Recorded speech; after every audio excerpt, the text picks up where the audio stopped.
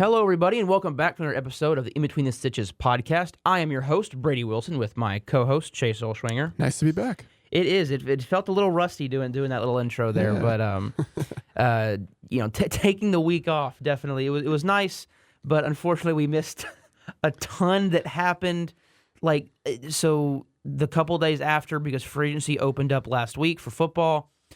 Hockey had their trade deadline the day after the last episode that we did.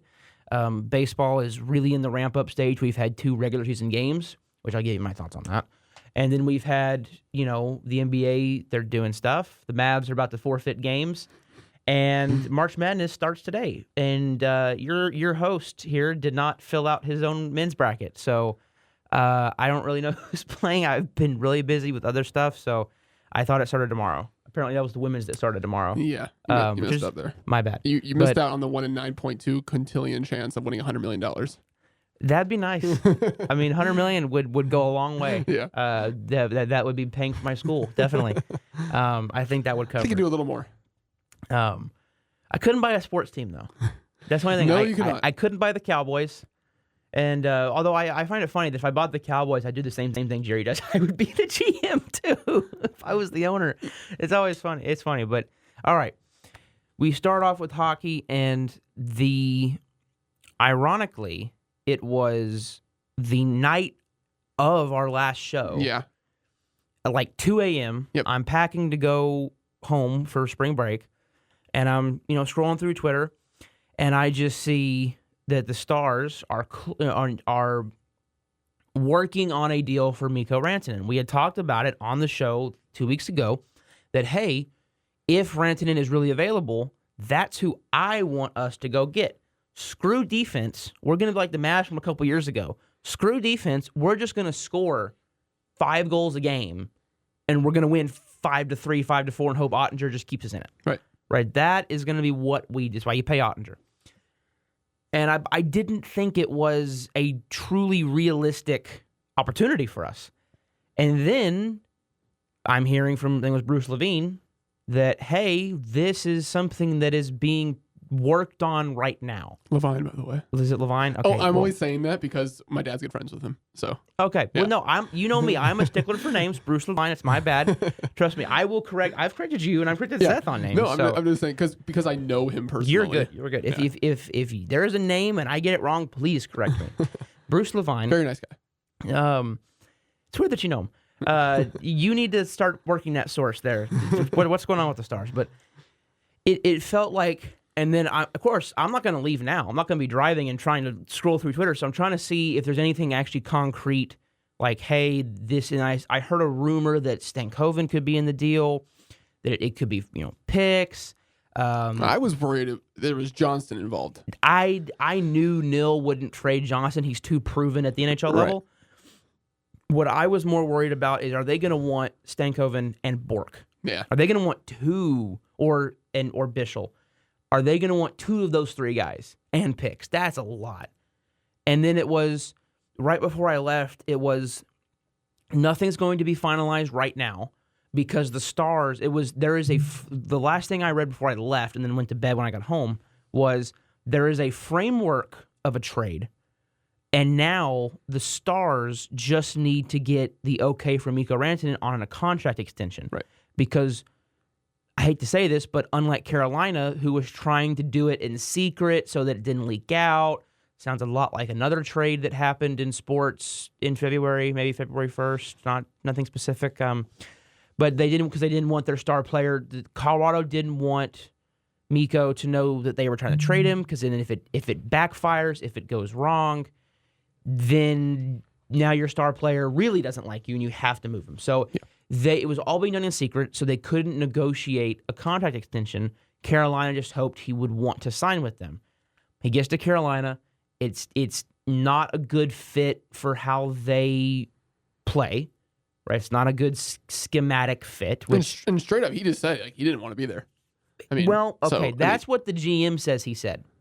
The GM, this is where we've got a he said thing going on here, because the Carolina GM, I can't remember his name, it's eluding me right now. He said Mikko said, I don't want to be here, and here are 4 teams, the only 4 teams I'll go to. And then Mikko and his camp came out and said, I never said that. I was open to signing with Carolina. I just didn't think I really fit in there, and I didn't really want to stay in Carolina. Like, that's not controversial. I didn't ask to go there. I was traded, right? Completely out of the blue. I didn't ask for a trade. I just was moved. Sounds familiar. So I don't like Avs fans and Hurricane fans for getting mad at Rantanen. He never asked for any of that. Right. I know he was wanting Draisaitl money, and he probably wasn't going to get it. I think it's 14. And I'm sure he would have realized that, and he probably would have extended with Colorado. Okay, like that's star players can move on their price. It is possible. Clearly, he signed with us for $12 million, so clearly he could have been movable on that. Yeah. If you just pressed him harder on it. But Colorado decided, no, we're just going to deal him. And then Avs fans are pissed because he got dealt because apparently, and then Colorado comes out like, well, we didn't know he was going to sign an extension. It's what the Mavs have done against Luka. It's feeding stuff to the look. Teams, coaches, everybody, they will feed stuff to media people that they trust, they like, so that they get a story, and that disparages the player. Teams do this. The Cowboys are notorious for having their little mouthpieces go off on players usually coming up for contract. Ironically, that's just a weird coincidence there. Yeah. With the report yesterday saying no talks for Micah has been in discussion. Okay, but Jane Slater's not one of those. She's not one of the. I just saw on a Bleacher Report. I don't know who it was. Okay, from. I'm pretty sure that was Slater, and she is. I do not believe she is not one of the Jones puppets, but there are a few out there that just kind of are fed information from Jerry or Steven or a source directly from them that will, Micah is like, it was, remember when all the hit pieces came out on Amari Cooper? Yeah. That was McCarthy feeding that to his reporters that he likes. But back to hockey. Then Carolina now has a guy that never said he wanted to be there, didn't know he was going to be there, and you expect him to just magically want to stay in Carolina? Yeah. Like, no, that is not a realistic expectation. If he wanted to stay, cool, great job. You did a great job of pitching the city and the team and the vision. But clearly you didn't do that, so he wanted out. And I'm sure the Stars were an attractive destination for him, right? Because we have 4 other Finnish players. He's very good friends with Roope Hintz. They were just coming off the 4 Nations where they were all together, right? So, I mean, come on now. This is definitely something that I'm sure was on his mind. Not at the 4 Nations, but when talking about an extension, being here with those guys. And it frustrates me that the fans are taking it out on him when he never asked for any of it. Right. Anyway, but like, what are your on the Rantanen trade? No, I mean, going back to to the beginning, and I knew when you came into my room that night, and I knocked Chase. Guess what? Talks were ramping up in discussion, and it was really becoming a possibility. And when you have Jim Nill running everything, anything is a possibility.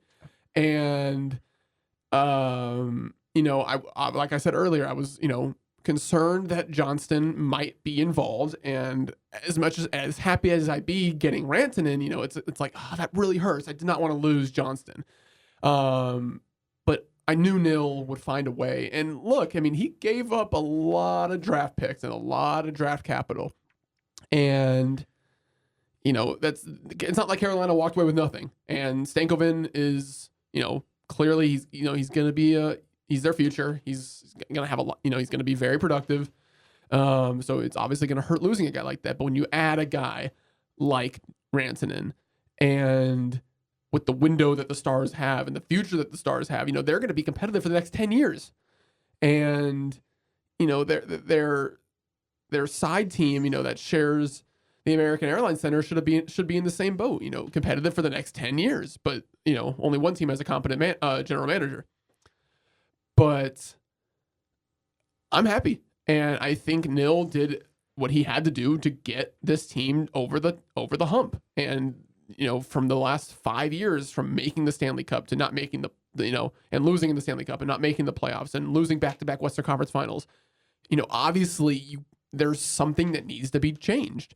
And, Nil did something that he thinks, is going to work. And I'm very happy to see what happens. I know they're still meshing. So right now the Stars are playing a little bit of sloppy hockey. They're winning some games, they're losing some games, but even when the games are winning, they're winning 5-4 and 6-3, 4-3. It's ugly games, but they're finding a way to win. That's all that matters at the end of the day. But I know, with the last, 15-ish games left in the regular season, this is when they need to take that time, knowing that, they have a playoff spot locked. Yeah. And, not officially, but, they will. This is when they have to take the time to mesh and to learn how to play next to each other, because when you add someone with the caliber of Mikko Rantanen, it's not just going to flow like that immediately. He's a superstar player. It's not just going to work immediately. To give context, Granlund finally got his first 2-goal game. He's got 3 goals now. He's finally, I think, starting to mesh. So just to give you an idea that how long it can take for a guy. Exactly. And then, who else do we add? CeCe, obviously as a defenseman, it's a little harder to tell when someone's, meshing or not, but, he's been, fine. But, even with Duchesne last year, just took some time, and and look at him. And, debatably the best star scorer. I mean, you can make a debate. I mean, it's not crazy to say that. I mean, I don't think he is, overall, but, this season, He's got, 25 goals? Yeah. This season, you can debate it. But, I'm stoked that we got Mikko.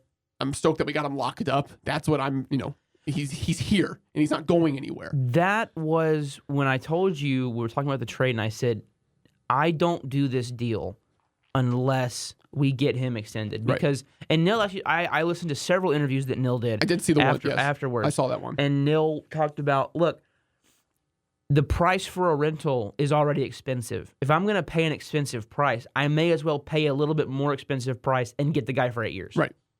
Like I may as well just know I'm going to get him. Right. And Mikko got his bag. He's getting paid a lot of money. Yeah, especially for hockey. I mean, $12 million to a football fan or baseball fan sounds like for a superstar player, really. But sport. Hockey it's definitely on the lower end. I mean, but think that's about it. $12 million. Basketball players are getting 40 to 50 a year. I mean, baseball players are starting to get the star players. Yeah. Superstar players are starting to get that. Football starting to get up to that number, especially for quarterbacks making 60 a year. Yeah. One more thing about the whole Carolina and the situation. I don't say I can prove that Carolina lied about the 4-team thing, but it's not a complete proof. But the fact that they had a deal potentially with Edmonton, which would have made me want to run through a wall. Imagine that front line. Jeez. I mean that would be McDavid, Draisaitl, Mikko Rantanen. That's not fair. To be fair, Rantanen, Robertson, Hintz is what we have is not fair. However, McDavid and Draisaitl are 2 superstar player duo. I mean, it's probably the best duo in hockey. Yeah. For scoring especially. But they had a deal with them. They had a potential deal with Toronto. Like, they had other suitors that they had potential deals with, but they didn't like to return, or Mikko didn't. They didn't get an extension. I think both times it was they didn't like the return they were going to get, and they liked our return better. Stankoven fits perfectly what Carolina does, and they got 2 first-round picks. So the record for the Stars right now is 43, 21, and 3. They've only played 67 games. So, because Winnipeg and Colorado have both played 69 games. Okay. So you're 2 games behind them, and you're still a 4-point lead over Colorado. And the way the NHL works, there's 2 divisions, and each division, the top 3 teams go to the playoffs automatically. And then from that, you've got 2 wildcard teams, right? They can be from any division. The 2 and 3 teams in every division play each other. And then the top 2, and then the division winners will play the wild card teams based on the record, right? Who, best record will play the worst one. And the reason the NHL did this, I don't remember when it became a thing, but apparently it's not like an older format, it's a very new format. And it's to foster playoff rivalries among, cause I wondered why we seem to always play Colorado in the playoffs. It felt like we play Colorado quite a bit, not just because they're good. We see them every time in the second round. But this year, I don't think Minnesota's going to catch. Minnesota's 2 points behind. They're injured. They're struggling. It is probably going to be Dallas, Colorado in the first round. Mikko against his old team. Now, why it matters more for the Stars to get the 2 seed, because most people are like, well, why would you care about the 2 seed? Because we're probably not going to catch Winnipeg. You lost to them. You are 9 points down. I don't think you're catching Winnipeg. Right. But if you can hang on to the 2 spot, that means that a potential Game 7 would be in your building. That means 4 of the games are in your building, and the Stars are one of the best home teams in hockey. And what are they on, an 8-game home ice streak? I mean, so it is safe to say that number 2 may as well be the number 1 because you need to have that home ice advantage over Colorado because they're a good team, and you just have not figured out a way to beat those freaking guys. That overtime game was angering, but they've been on kind of I don't want to say a rough stretch. They had that electric 4-game set at home where they won all 4. Harley had like the 3 seconds left in the game. He poked, slap shot one, and you had the overtime winner from Robertson. So you had these like magical games, and you go on the road and then just get smacked by Edmonton. It was Mikko's first game. I'm watching. I'm excited. And then it was 5-1 before I knew it. What the hell just happened to the Stars? And then it was 5-4. You're thinking, hey, maybe. Tried. And then it just ran out of time. Can't allow 5 goals like that and expect it to go all the way. But. No, and then you beat Vancouver, which is cool. And then what happened next? I'm missing other than Winnipeg. Beat by Winnipeg, and then that one wasn't great. But then now.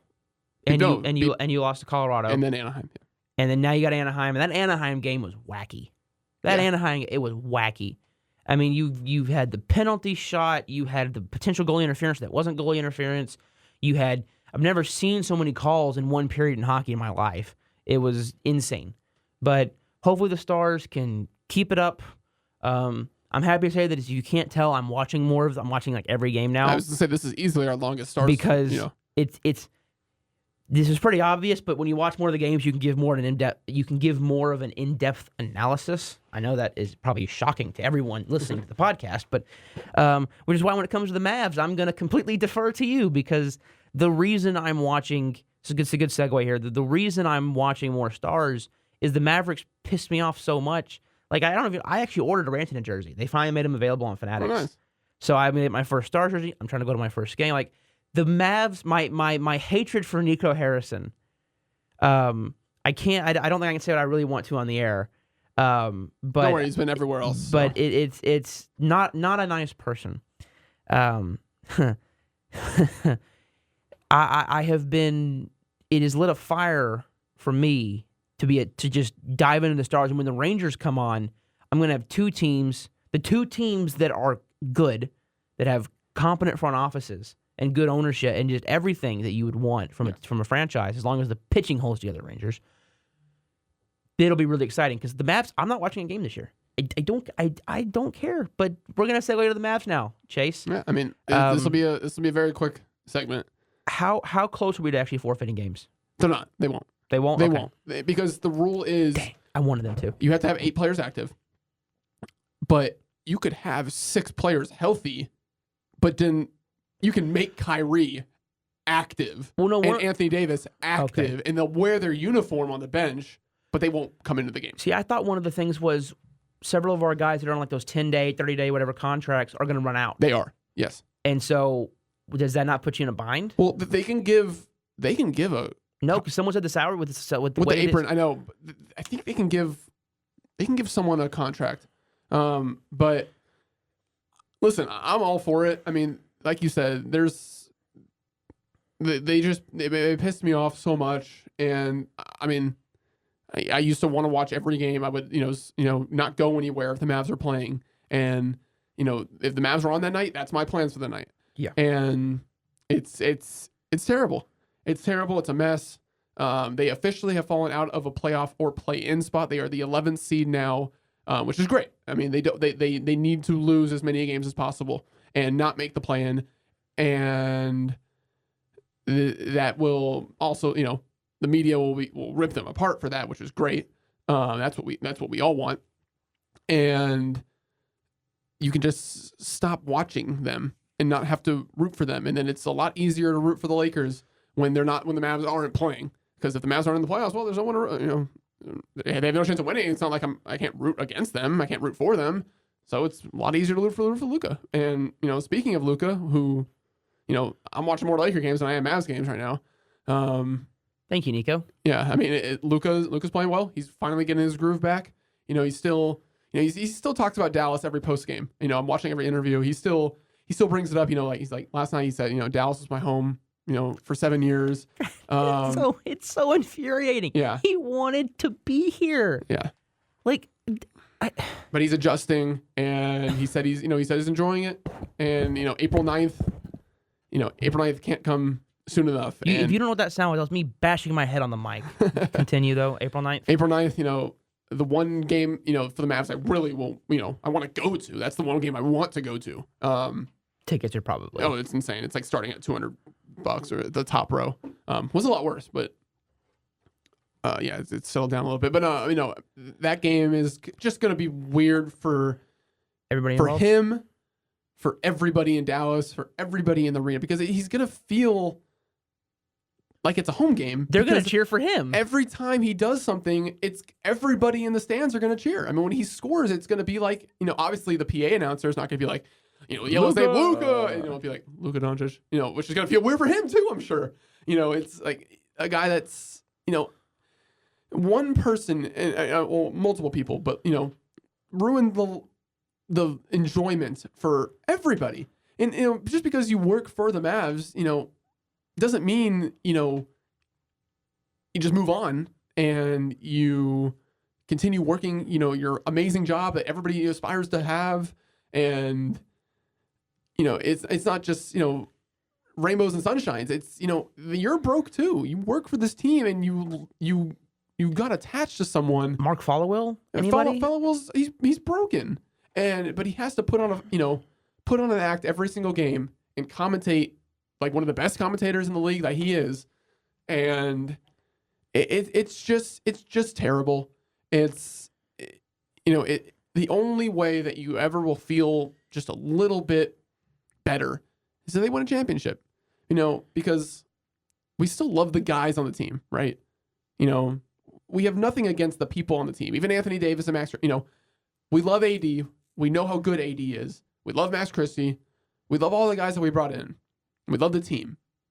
But it's really hard to show them that because of what's going on. And, it's a really rough time right now. So they're going to have to figure something out, during the offseason to make them better, to make the fans happier, even though they won't be. But it's just a mess. And I'm not going to continue going forward. The Mavs are losing, which is good. The Lakers are winning, which is good. And that's it. That's really it. And go Luka. I mean, Go yeah, Luka. I'll give some of my 2 cents here. It's frustrating because I know people like you, I know people like Jared, I know people like, his sons, Micah and Judah, that are the biggest basketball fans. I mean, I've heard Jared say in front of his wife, basketball was my first love, and he's like, I don't care. I don't want to watch. I'm not watching another Mavs game this season. I'm not. He goes, actually, and he said, no, I lied. I'm going to watch April 9th. I'm going to watch I'm going to watch them when they play Luka.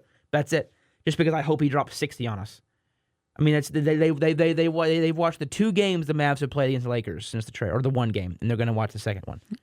I just really hope that the fans live up to the expectations I want them to live up to for when he's here. I really hope every time he scores, the entire arena cheers like it's a home game. Yeah. Like every single basket.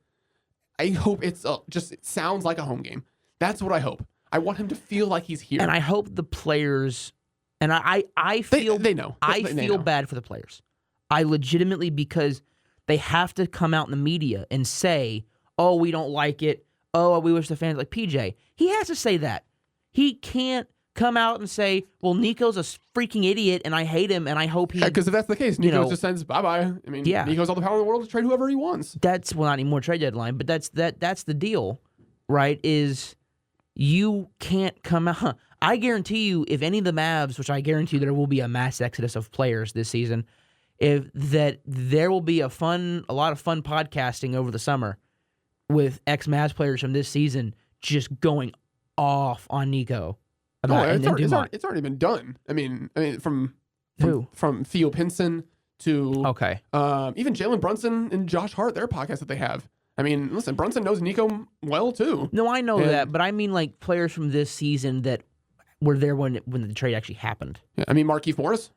That's right. Yeah, he went off. He had a he was like, listen, you can, when he was talking about when Finley took Luka's beer away after the Western Conference Finals, after we won and we're going to the finals, and like, why? Markieff was like, I didn't like that. It's a celebratory moment. You don't take something away like that, and that's a sign that they clearly had problems with his weight and his drinking problems. Well, like Michael Finley, who is? I know who he is. I know who he is. Mavs legend. I get it. But who are you? It feels like jealousy from him. No, what I thought it was is just like, look, this is the Western Conference Finals. This isn't the finals. We still got work to do. So let's put the beer down and let's wait for after the finals. If we win, then you go crazy. That's not your kid. This isn't high school ball. This isn't college ball. You can't micromanage players. These are grown men. You don't micromanage grown men like that. That just is not. You're not. No, that was completely unacceptable. Very unprofessional, in my opinion. Yeah, but Keith came out and said, "Listen, I didn't like that." And when I saw that, and then you go behind his back and you start, talking about his weight and his drinking and his whatever problems that you think that he has. But then what everybody said, but Markieff said this, like, who cares? The guy goes out and puts up 40 a night. Who gives a crap? Like if your production on the court is so high and so valuable, who cares if you're 500 pounds or, there's I'm not sure if we're supposed to say this on the mic or not, but there was some guy who's like, I don't care if he's 500 pounds walking down the court smoking crack. If he's putting up 30 a game and winning you games. We can say it on the air. Okay. Oh, yeah, it happens. So sorry. But if he's doing all that stuff, but you're winning games, who cares? That's the business.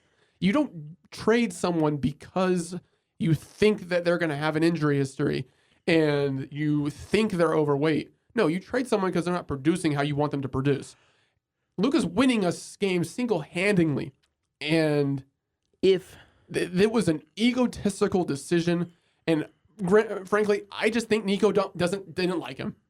And I think it was just a one-man decision saying, look, I'm tired of him. I don't want him being here. The defensive collapse sometimes, really pisses me off. I want him gone. Without even thinking. Once, he saw that and he said, no, I don't want to deal with it. And Pelinka deserves a freaking award from somebody because he played that, oh yeah, well no, we're taking Luka off your hands. Like he made it seem like that the Mavs were getting the better deal. Yeah. When they weren't. Clearly they weren't. It will always, we will mention it every episode that Nico Harrison deserves to be fired. It was basketball malpractice. Patrick Dumont deserves to be nowhere near a basketball team. I don't even have a rival that I hate enough in basketball to say, no, he should go there. Even like I would say one of our biggest rivals, OKC, their fans were pissed. I don't know if you saw it on Twitter. Like this Mavs Thunder rivalry was something that was becoming a really good rivalry. It was the series are so good, and every game they played is so good. Because I don't know if you consider Luka a veteran, but he's been here a long time, and Kyrie is definitely a veteran. So you had this team, and here's this up and coming team, and they're going to clash every year. That was supposed to be it, and we were robbed of that, and it sucks. Yeah, like the Thunder fans were like, they were upset. And even the Laker fans are like, look, Mavs fans, we're genuinely so sorry. We're happy we got Luka. Like we're so happy. It's surreal that we have Luka on our team. We'll take good care of him for you, but we're sorry we did this to you. Like even Lakers fans is egotistical and as they can be. Not all of them, but I've met as much as they can be like Cowboys fans and very annoying. They were nothing but cordial. But guess what? They have 17 champion or 18 now. 18? They have a number. They have a high number. It's 17 or whatever it is. 17 or 8. No, I think it's 17 because Boston now is 18. Speaking of Boston, it's just a quick tangent. They sold the team today. Really? Yeah. They sold the team for $6.1 billion. And I commented on Shams' post. I was like, this isn't the Mavs. Like, this isn't Patrick Dumont selling the team. But no, Boston did sell they did sell the team. Wow. So, and everyone was like, "Be careful, Bell Celtics fans. They might trade Tatum because but they don't like him." like watch out. They may have some weight concerns there for him. He doesn't have enough aura for Boston. But it will always be frustrating, and I think we should move on because we're kind of running in circles now about Luka. So we moved to baseball, where I need to. So ever since I was a little kid, I haven't done it the last couple of years because I've been forgetting. And I'm gonna do it today. I used to write on my hand how many days until opening day, counting down from 30. Because starting in 6th grade, my mom would let me stay home, and I get to, as long as my grades were good, which in high school and junior high they were, that I could stay home from school, skip, and me and my dad would sit with our plenty of television screens and watch baseball. And the Rangers would always get the TV. We'd have multiple tablets, phones, computers. We'd have as many games as we could get on because we had MLB TV, and it was great. So I've been doing that. So now we are at 7 days until opening day, 1 week, a week from today, which is why next week's episode will probably be done on a Tuesday. Yep. Because I will not be here on that Thursday. It is opening day. I will be at my dad's at this time, getting ready for the baseball season. Not getting ready, but it will have started. Technically, it has started, but getting ready for real opening day, not fake opening day like we've been having. And the Rangers will be coming on, I think, at 2 o'clock. So about, 7 days exactly at this moment, we'll be getting ready to hopefully hear over the broadcast, it is baseball time in Texas from Chuck Morgan. But yep, to go to baseball for a second, then I'll come back to the Rangers. We had the Tokyo series. The Dodgers beat the Cubs twice. Yay. I will always believe this should not be regular season. This should be spring training games.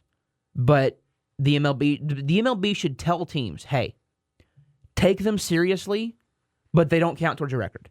Their exhibition. I don't like that you're asking the Cubs. The Cubs are put in an awful position now, Chase, where they've got to go. They're not the team that everyone wants to watch win. They have Seiya Suzuki and they have Shota Imanaga. I probably butchered his last name there. I'm sorry. You got it. But they're not the darling that they're going to be rooting for. I'm sorry. They're not. If they have another Japanese player, I'm sorry if I missed him. I don't think they do. No. But I'm sorry.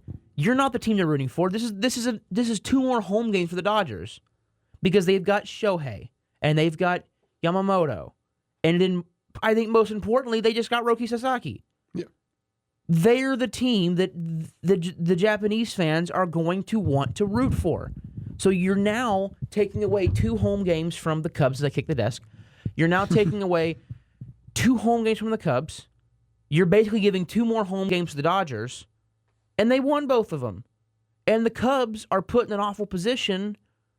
The Dodgers are too, because you have to say, okay, boys, you get a little bit of spring training, you get a big chunk of spring training, then we're going to stop your spring training for 2 days, and then you're going to go back to spring training baseball. I hate it. I don't like it. I like the outreach. I like sending teams over there to play exhibition games because the Japanese game and the American game is actually a little bit different. There's a few different, I don't want to say rules, but there are some differences to both, to each of them. Make them exhibition games, but just instruct your teams, hey, this is important for the growth of baseball. Play your starters. Don't play your AAA guys. Play your starters, but we won't. There should be a handshake. If you agree to take it seriously and play your starters, we'll agree that it doesn't count towards your actual record of games. You know what I mean? I hate it. I don't like that it counts towards the regular season. I love the idea. I hope they do it every year from now on. Don't make them regular season games.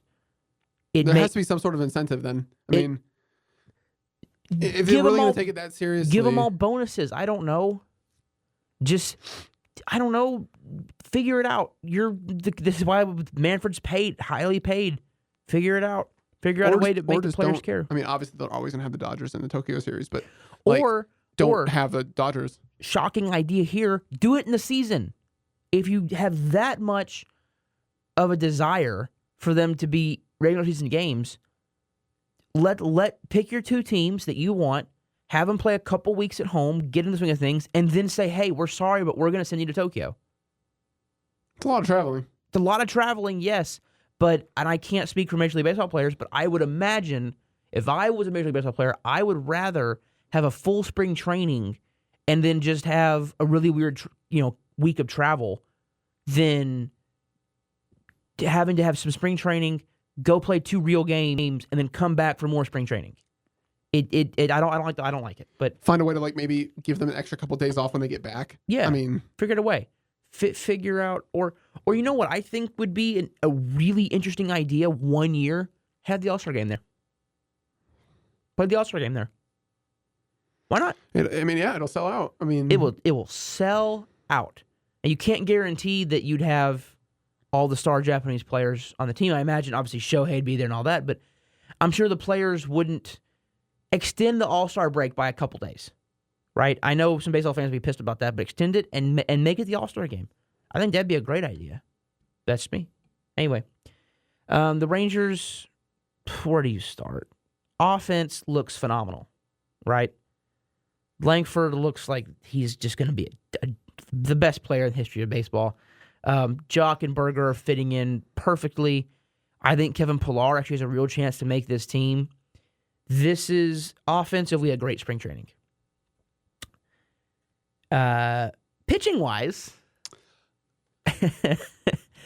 God is still deciding to smite us about this subject because while we were already a bit thin on the depth, we're really thin now because, and I know that Rangers fans don't like him for some reason. He saved our butt twice in the World Series. Just don't like John Gray. I do. I think he's a solid pitcher. I think he should be a reliever, but I like John Gray. Not only do you lose Gray to a fractured I'm just tired of these, baseball. Football has the injury. I sounded so Southern on that. Football has the injuries where you get rolled up, and you tear your knee, right? I can understand that, right? It happens. Baseball has the fluky crap where it's a line drive at 100 miles an hour hits your hand and breaks it. Josh Young, for example. Josh Young. All these unlucky injuries. Lifting weights. Yeah. 2022, Torres Labrum lifting weights. Yeah. How unlucky can you get? So frustrating isn't even accurate enough. It's so frustrating that Gray's not going to be out for a few months. Now, the good news is, and I don't know about you, I'm tired of the injury news from the Rangers because it feels like every time they. Now this is. I'm used to it with the Mavs. To be fair, this is a baseball problem because what usually happens with pitchers, where it's like, oh, he has bicep tightness. Well, if anything is going wrong on the arm, chances are it's coming from either the elbow or the shoulder. It just might be presenting somewhere else. I know that sounds kind of weird, but it's. I mean, how many times have we heard, oh, it's a tricep issue? Uh-oh, Tommy John. How does that work? Well, it's because the elbow issue was extending up into his arm, right? So that is so. I know people are over the Rangers. Oh, it'll be a few weeks, and then he's out for the year. It's like what? That doesn't. But usually, it's more imaging is done that we're not told about, and then that's where it changes. Because Gray will not need surgery. Gray will not need surgery. He will not need anything really. It's just let it heal. So it sounds like he won't be out to like the freaking All-Star break, which is what it was sounding like before. And then to add insult to injury, Cody Bradford shut down for another month due to I think it's like arm fatigue or something. It's tightness or it's soreness. I'm sorry, you don't need a month for soreness. They probably got another MRI and went, there's an issue right there. We're gonna have to shut him down, and we'll just tell the public that it's just he's a little bit tired. Yeah.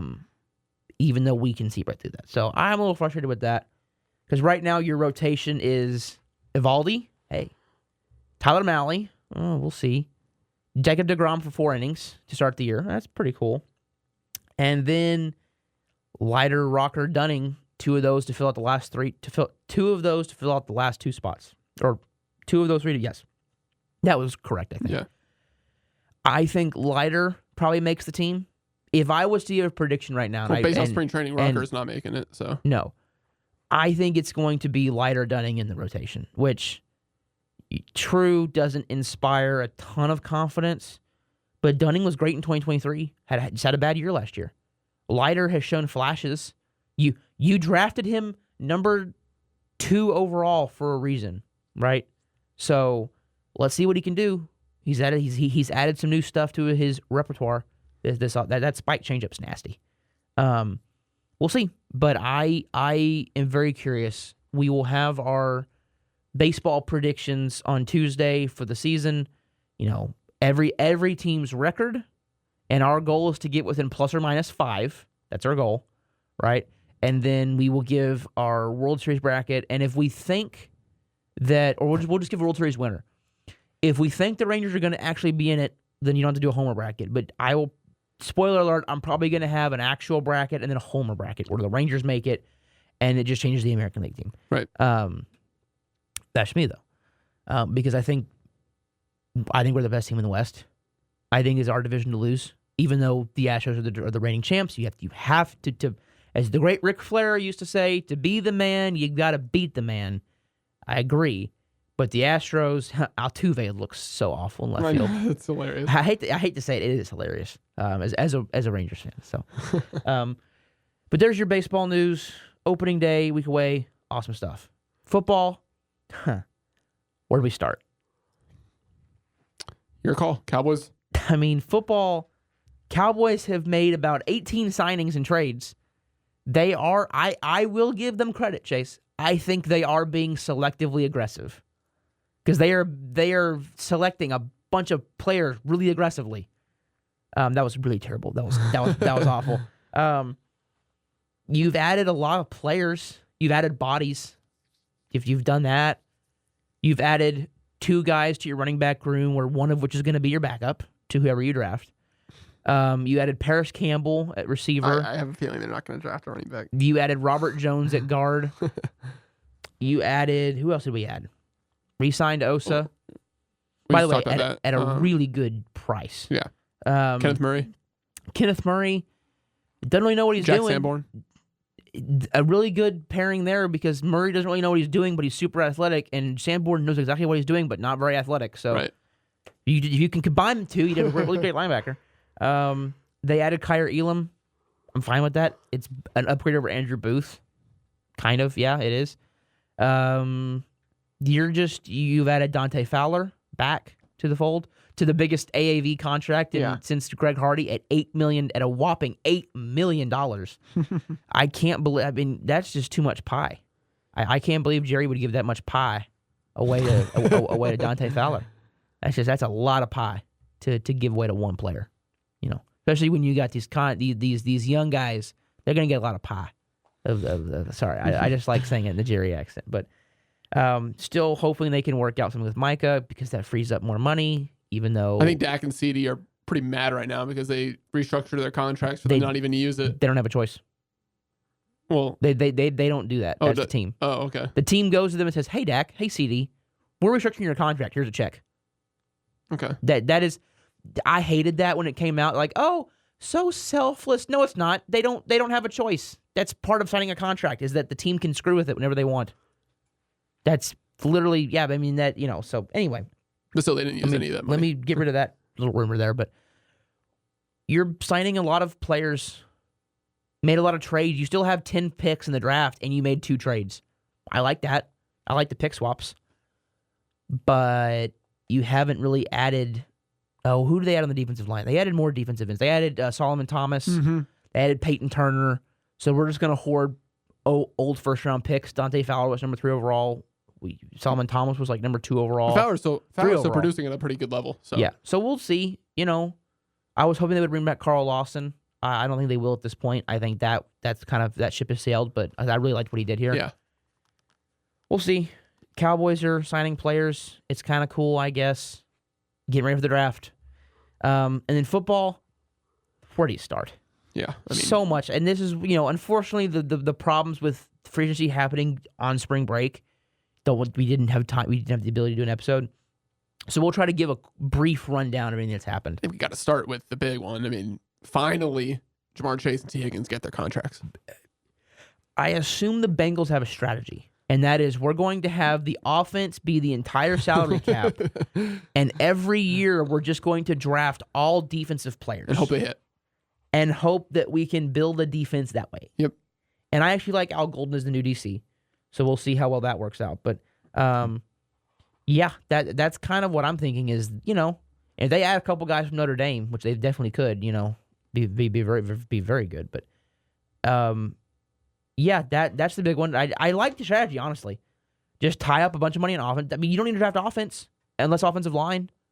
Other than that, yeah, I mean, you got to protect Burrow, but you could draft offensive line, and then the rest of your draft can be just draft an interior guy, draft a tackle, and then the other how many picks you have are just all defensive players. Yeah, draft a corner, draft a line, just draft players. Yeah, and hope they can coach them up. But you've got a bunch of quarterback news. The Seahawks decided, hey, let's trade Geno Smith to the Raiders. So now the Raiders have their quarterback. So the Shedeur Sanders to Raiders train is gone.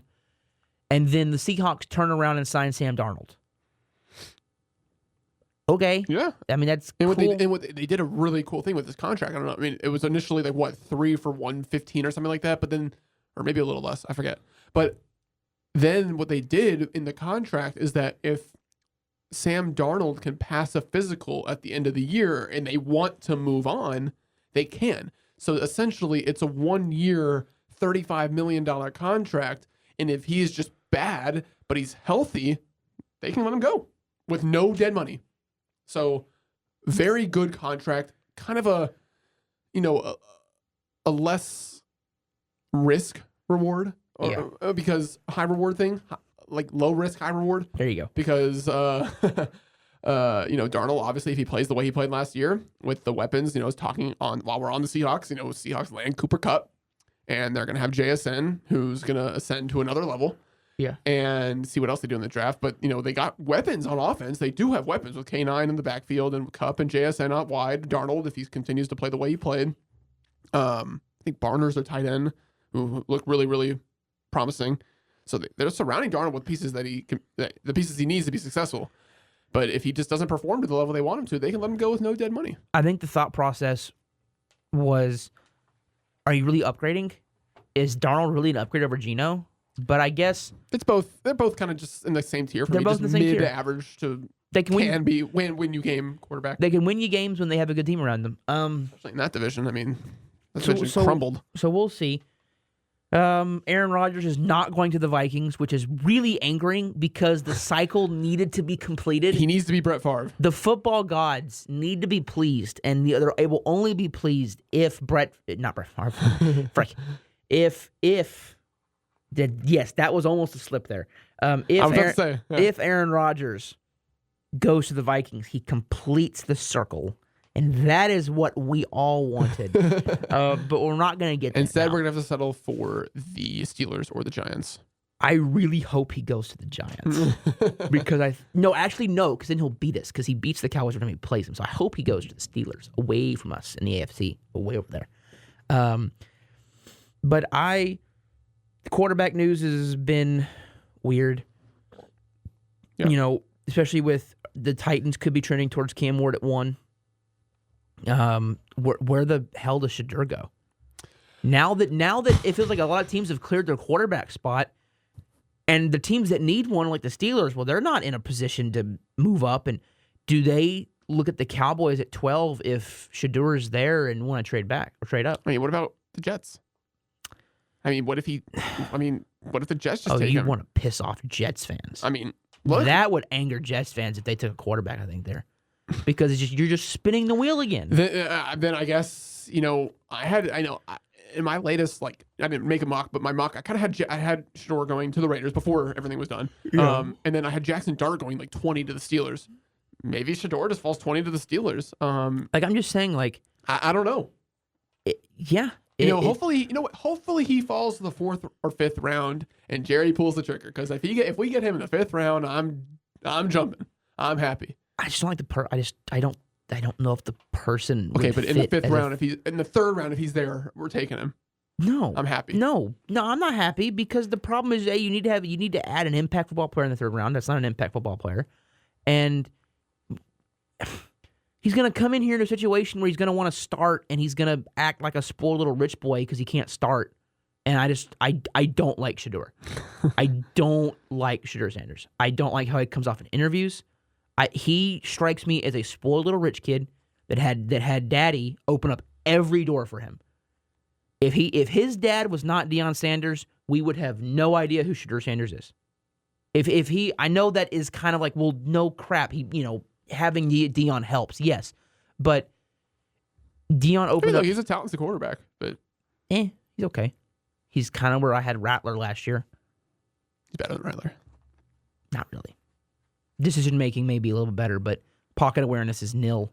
He has no pocket awareness. He's not that fast. He just was running away from North Dakota State. You can do that all the live long day, but the second you're trying to run away from Michael Parsons, gonna have a lot more difficult time doing that, my friend. He has no zip on his throws. He is not that good. He's not that guy, pal. He's not that guy. Moving kind of towards off the quarterback carousel, the Commanders traded for Deebo Samuel. That was pretty cool. The Commanders have had a really nice offseason. They've added a bunch of players. And I know people are, oh my gosh, it's so great. It's like, yes. However, if they all get injured because they're all old, then people are going to be like, oh, same old Washington, signing and trading for a bunch of old players that get injured and underperform. So I'm not as, I guess, scared. It also could just be that I've never been scared of Washington, so maybe I should be. But at least while we have Dak, because he just wins NFC East games. But anyway, it's just a situation where Cowboys are spinning tires in the mud again. I mean, we're signing players. I've got to give them some kind of credit, Chase. We both have to. They've signed more players. Yeah. It's a better free agent haul in terms of just they are taking quantity over quality, which is a strategy at least. At least it's better than we're just not going to sign anybody. But listen, I mean, for example, for the Cup situation, Cup got 3 for 45. Tell me Jerry going to give him more than $15 million a year? Yeah, for a need? But for a guy that has no hamstrings, is older, I'm just saying, like, I'm not mad at balking at $15 million. If it was 10 to 12, if it was 3 years, $30 million, I'd have been mad if we didn't do that. But at 15, that's just a lot. I don't know. I think Jerry should have pulled the trigger on that one. Draft a young guy. Then Jerry better. I mean, go young at the skill positions. I'm going up. I'm leaning towards Matthew Golden with our first overall pick. I mean, I'm leaning there. At this point, I hope, I don't know how they view Elam. I don't know if corner, I like Elam. I need to go back and watch his tape. I like Barron at 12 too. I need to go watch his tape at Buffalo. I loved him coming out of Florida. So I need to go see what he looked like in Buffalo. I know it hasn't been great. Bills were very happy that we took him off their hands. But that's the thing, is that maybe it's because when you're getting thrown at every play, no corner is perfect. No, none. If you threw at Deion Sanders every play, I guarantee he's going to give up some big plays. Okay, that's the nature of being a corner. Your hope is that you shut him. Like the best corners, you never hear about because no one's throwing at them because they're shutting the guy down. And so, Elam is not the best corner, but I'm just saying that maybe he's still got something. He's still young. Yeah, he's young. You never know.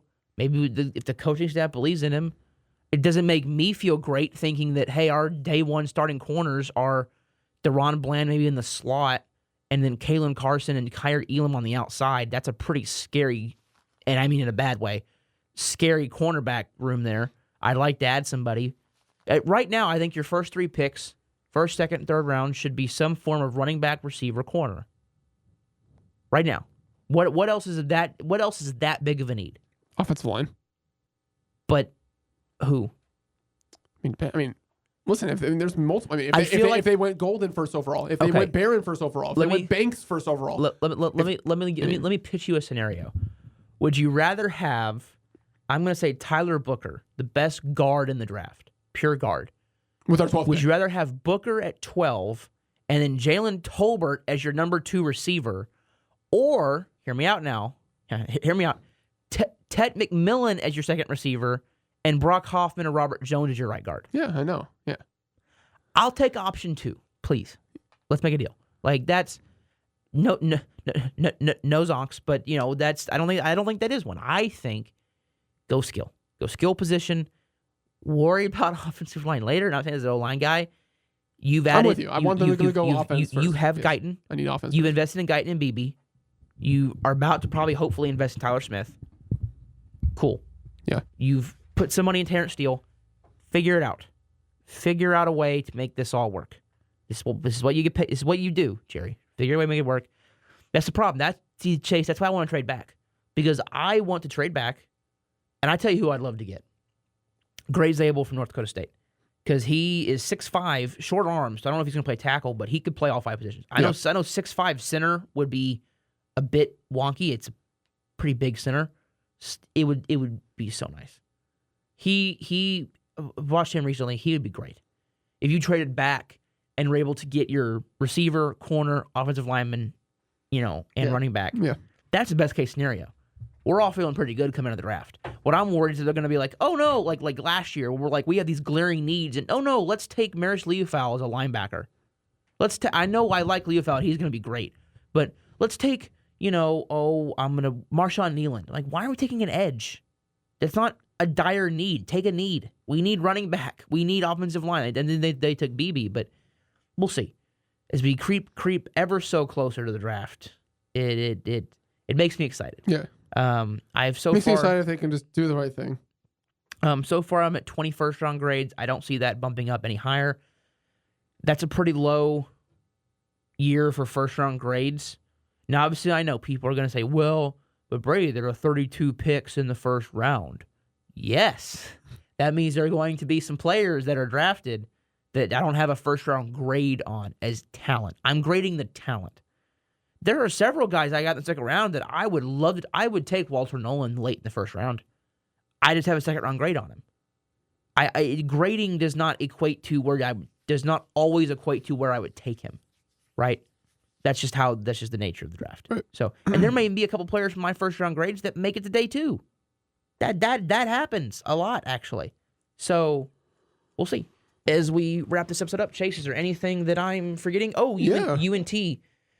Well, and just the dance itself. Oh, you didn't remind me in the basketball segment. I forgot, but we can talk about it now. UNT is in the NIT. Both men and women's teams, right? Mm-hmm. That's cool. It should be at least. I haven't seen much about the women's. Just missed out on the tournament. Both were making it into the American Conference tournament and just didn't have enough, which sucks. But fought hard and hopefully we can win the NIT. Yeah, they won last night. I was there at the game. They took care of Furman, and they now host Arkansas State for round 2. So we'll see what happens. But now just going to the big picture with the NCAA tournament, games kicked off today. There have been no shockers yet, as Wisconsin is about to finish off the number 14 Montana. Purdue beat the number 13 High Point, and Creighton in Louisville, the 9 versus 8. Creighton took care of business there as the 9 seed, and some other games are going on. This is, in my opinion, one of the best days in sports, no matter what fan of, I know Brady's obviously, baseball, football, there's 2 main things, but when it comes to I like March Madness. Nonstop. It's fun. Nonstop. From 11 a.m. to 11 p.m. for 2 days straight. There is nonstop college basketball, and it's just fantastic with upsets and with great performances, because there always is. It's called March Madness for a reason, not called March Saneness or whatever. But no, I'm excited for March Madness. We'll keep it. We'll keep you guys updated every week as the round of 32. We'll be in the Sweet 16 by next week. Oh, well, you mean March/April Madness? Yeah. Sorry, that's what I call it. I make fun of it because it's me and my dad have a long running joke that our bracket every year is that now I actually try to make a bracket every year. I kind of forgot this year because I thought March Madness started tomorrow. I didn't know it started today, which is my bad. But usually me and my dad would have, or I would have 2 brackets. I'd have my real bracket, and me and my dad would both make one where we just write in big letters, opening day over, or it's almost baseball season over March Madness bracket. So, but round of 64 is adrenaline. It is a sports shot of adrenaline. It is a lot of fun to watch. When I was in high school, I had teachers that would put it on just because it was. I mean, it was that big of a deal. It is that big of a deal, and it's really cool. Especially as you get closer to the tournament, you get better and better games. March Madness does tournaments, I think, better than any other sport. Yeah, easily, because usually the games are actually good. It's not, you don't have, teams beating up on really bad teams. I mean, the 1 seeds take care of the 16 seed most of the time, but like 151-2 or something like that. But that's the thing, it can happen. But right, it happens, and it does happen. That's why it's called March Madness. Maybe not this year where there's a a 15 beating a 2, a 16 beating a 1, a 14 beating a 3, whatever. But there's going to be a 12 beating a 5. There's going to be an 11 beating a 6. It just happens, and that's what's great about March Madness. You at least hope it happens, because that's what makes it a better Cinderella story. But real quickly before we end it off, who do you have winning? Who's your national champion For the men's? Yeah. Who do you got? Well, you give yours, and then I'll give mine. I got Florida winning it all. So why Florida? I mean, they won the SEC tournament, which is this year the toughest basketball conference. I think they, roster-wise, they are built to win. They are coached to win, and they are just an extremely dominant team. And now, however, I do not think they're the most talented team, because I think that is Duke, who is another very popular pick. But I just got Florida. I just have Florida winning it all. I have Florida, Duke, Michigan State, and who is it? Who is my final team? Is it Tennessee, or did I have Tennessee losing in the Elite St. Eight? John's? No, I had St. John's. I got to check real quickly, because now. You know what, I'm gonna make my pick. Who's your national champion? Houston. Okay. I think they're gonna pull it out. Yeah, I have Duke, Florida, and That or St. John's, because I like Rick Pitino. Duke. I have Houston, Duke, Florida, Michigan State. Yeah. That or St. John's, because I like Rick Pitino. Yeah, Rick Pitino's a great coach. I like the aesthetic. I like the mafia boss aesthetic. One of the best coaches of all time. We will see you guys actually in just a few days for a fun emergency Tuesday episode for opening day, where we can make it all baseball and some and some March Madness. I'll make sure to give some love, and football kind of hitting that dead period where right now the only exciting thing happening are pro days. Yeah. And then to get to the draft, and then when you get past the draft, there's nothing in football. Football will be, that's it. I mean, there's nothing. So we will see you guys next week.